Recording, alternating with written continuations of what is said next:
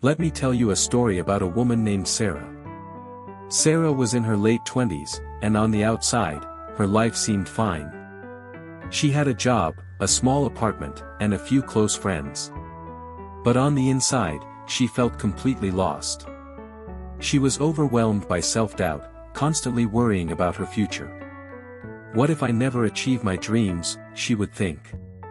What if I'm not good enough? What if I fail? These thoughts consumed her, and she felt like she was drowning in her own mind. One day, Sarah hit a breaking point.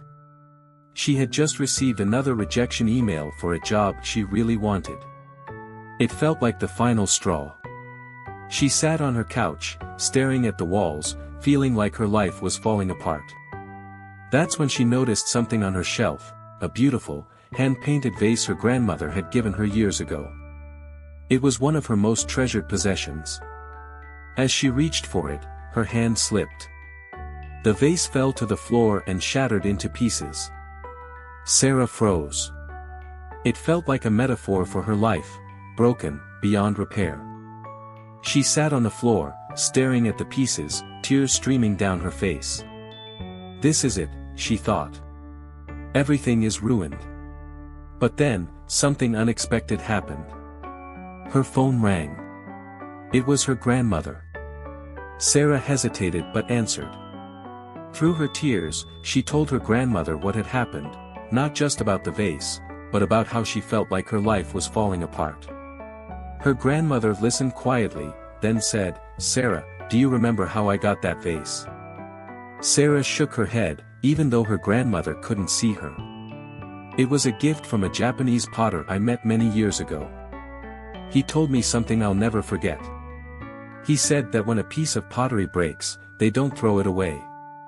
They repair it with gold. It's called Kintsugi. The cracks become part of its story, and the gold makes it even more beautiful." Sarah looked down at the broken pieces of the vase. "But how does that help me?" she asked. Her grandmother replied, "Because you're like that vase, Sarah. You're not broken beyond repair. You're just going through a hard time. And when you come out of it, the cracks in your life will make you stronger, wiser, and more beautiful. You just have to give yourself time to heal." Those words stayed with Sarah.